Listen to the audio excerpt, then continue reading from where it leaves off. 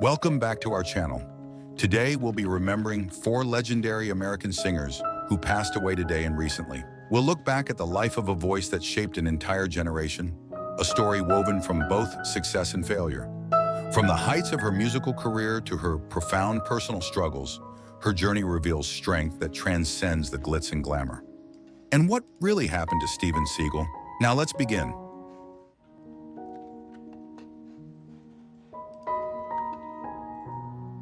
Richard Norton passed away in March 2025 at the age of 75, leaving behind one of the most authentic legacies in martial arts action cinema.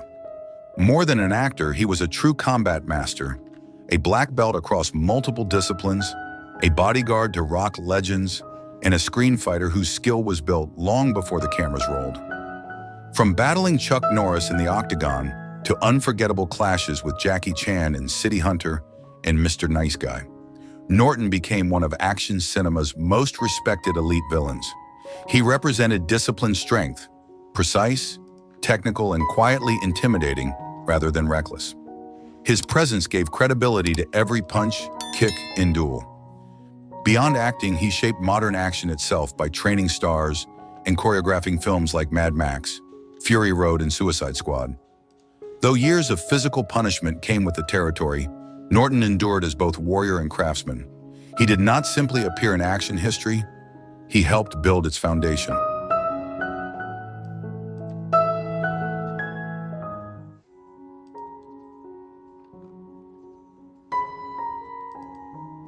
Kevin Major Howard passed away in February 2025 at the age of 69, leaving behind a career defined not by blockbuster superstardom, but by one unforgettable place in war and action cinema. Best known as Rafterman in Stanley Kubrick's Full Metal Jacket, Howard portrayed a combat photographer whose journey from observer to survivor captured the brutal transformation war demands. In one of cinema's harshest battlefields, he represented the ordinary man forced to confront extraordinary violence. Howard also appeared in projects like Death Wish 2, Sudden Impact, Alien Nation, Miami Vice, and Magnum P.I., building a career rooted in tension, grit, and psychological realism rather than flashy heroics. His strength on screen came from authenticity. Men shaped by danger, not fantasy. Beyond Hollywood, he honored military communities through advocacy and veteran support. After weeks of respiratory illness, Howard's life ended, but his legacy remains tied to survival under fire, a face that showed war's cost without ever needing to glorify it.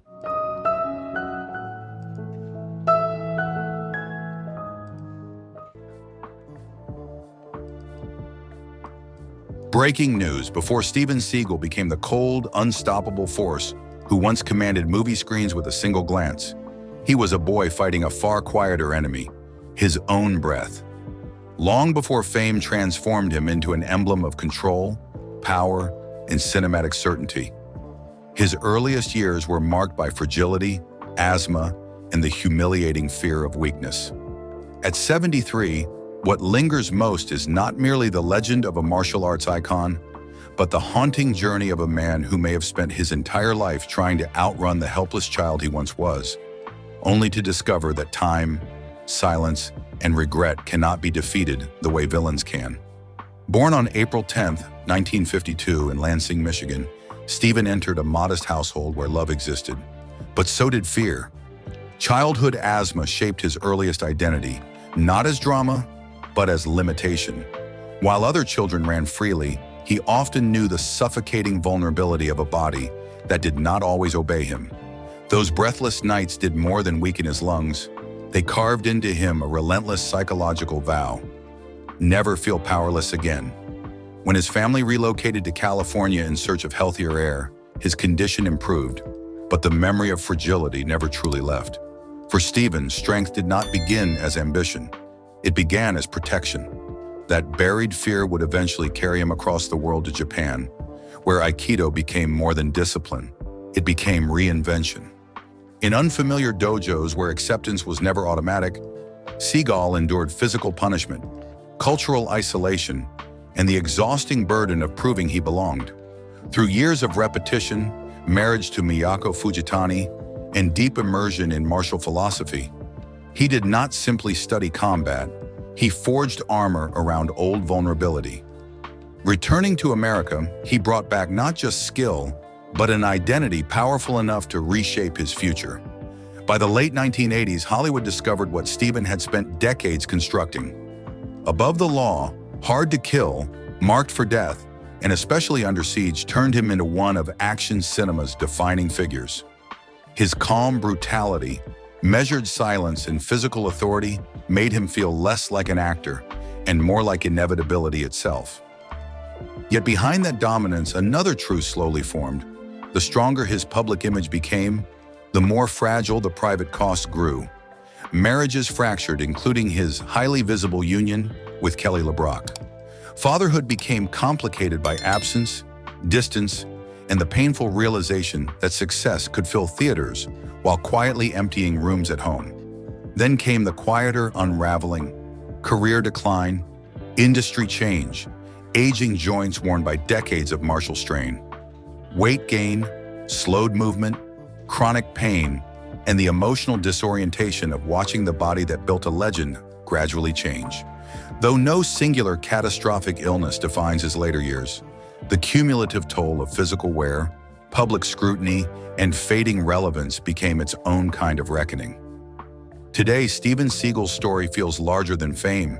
It is the story of a man who transformed weakness into power, power into identity, and eventually faced the painful truth that neither strength nor stardom can fully protect anyone from time, distance, or loss.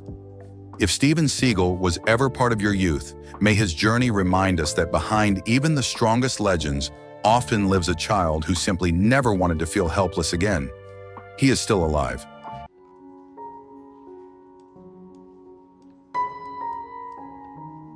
Mario Adorf passed away in April 2026 at the age of 95, closing the chapter on one of European cinema's most commanding and unpredictable screen legends. He was never merely a star. He was a force of nature, a master of menace whose presence shaped crime thrillers, spaghetti westerns, and political cinema for over 7 decades. From his unforgettable villain, Santerre in Winnetou, to his explosive power in Milano Calibro 9 in The Italian Connection, Adorf gave action cinema a different kind of strength: brutal intelligence, emotional volatility, and dangerous charisma. He represented a distinctly European power, less about invincibility, more about psychological dominance and raw human intensity. Even when cast as killers, gangsters, or corrupt men, he made them unforgettable by revealing the mind behind the violence. Though often typecast as villains, Adorf transformed that limitation into greatness. He died after a brief illness, but his legacy endures as proof that sometimes the most powerful man on screen is not the hero, but the villain you cannot forget.